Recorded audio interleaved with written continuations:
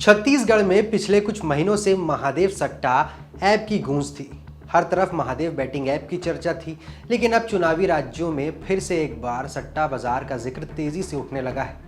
फलौदी राजस्थान का एक ऐसा जिला है जहां पर सट्टे का मार्केट ऑपरेट किया जाता है। देश में चुनाव कहीं भी हो, लेकिन सट्टे का अड्डा फलौदी ही क्यों होता है, ये लोग नहीं बता पाते। बैल की लड़ाई से लेकर कुर्सी की लड़ाई तक यहाँ पर सारे दांवों पर सट्टा लगता है। फलौदी सट्टा बाजार यूं ही देश भर में विख्यात या कुख्यात नहीं है, और ये अभी से नहीं, कई सालों से है। नमस्कार, आप देख रहे हैं तोपचन.com और मैं हूं आपके साथ स्नेहिल। सबसे पहले ये जान लीजिए कि पिछले एक हफ्ते से सट्टे का मार्केट लोगों की सर्च हिस्ट्री का हिस्सा क्यों बना हुआ है।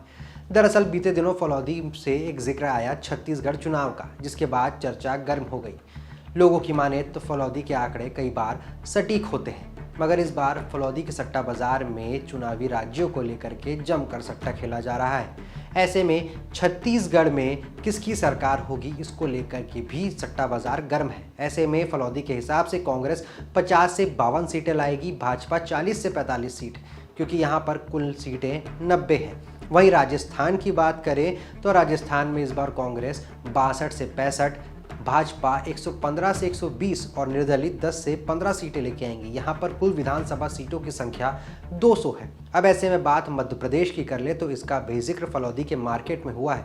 कांग्रेस को इस फलौदी के बाजार में 114 से 116, भाजपा को 110 से 112 और यहाँ पर कुल सीटों की संख्या है 230। अब सवाल आता है कि क्या सच में फिट बैठता है यहाँ का आकलन। तो इस साल मई के महीने में कर्नाटक में चुनाव हुए थे। फलौदी की सटीकता का आकलन कर्नाटक विधानसभा चुनाव के परिणाम से लगाया जा सकता है। फलौदी सट्टा बाजार ने कर्नाटक में कांग्रेस को 137 और भाजपा को 55 सीटें दी थी। परिणाम में कांग्रेस को 136 और भाजपा को सिर्फ 67 सीटें मिली। अब इसे महज आप तुक्का भी कह सकते हैं, क्योंकि फलौदी का आकलन करीब करीब ठीक बैठा। इससे पहले फलौदी सट्टा बाजार ने गुजरात में भी भाजपा की सरकार रिपीट होने का अनुमान लगाया था, जो कि सही साबित हो गया।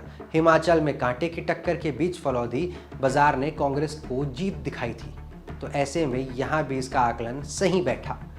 जिनको नहीं पता उनके लिए शॉर्टकट में बता दूं कि फलौदी सट्टा बाजार क्या है। फलौदी सट्टा मार्केट में पार्टियों की जीत हार को लेकर अनुमान लगाए जाते हैं और उन पर सट्टा लगाया जाता है। फलौदी सट्टा बाजार पूरे विश्व में अपने अनोखे कारनामों के चलते विख्यात है, क्योंकि यहाँ पर सट्टा सिर्फ पार्टियों पर नहीं, विधायकों पर नहीं, उनकी हार जीत पर नहीं, बल्कि बैल की लड़ाई से लेकर पानी गिरने तक को लेकर लगाया जाता है। यह शहर देश के किसी भी राज्य में सरकार बना सकता है या गिरा सकता है, ऐसा लोग कहते हैं। फलौदी की जानकारी के बारे में कहें तो यहाँ पे 400 से 500 सालों से परंपरा चली आ रही है सट्टा खेलने की।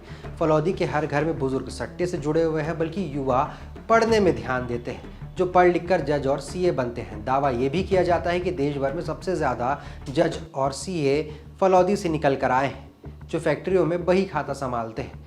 अब ऐसे में इसकी जानकारी कितनी है और ये जानकारी कितनी सटीक है, ये कहना मुश्किल है।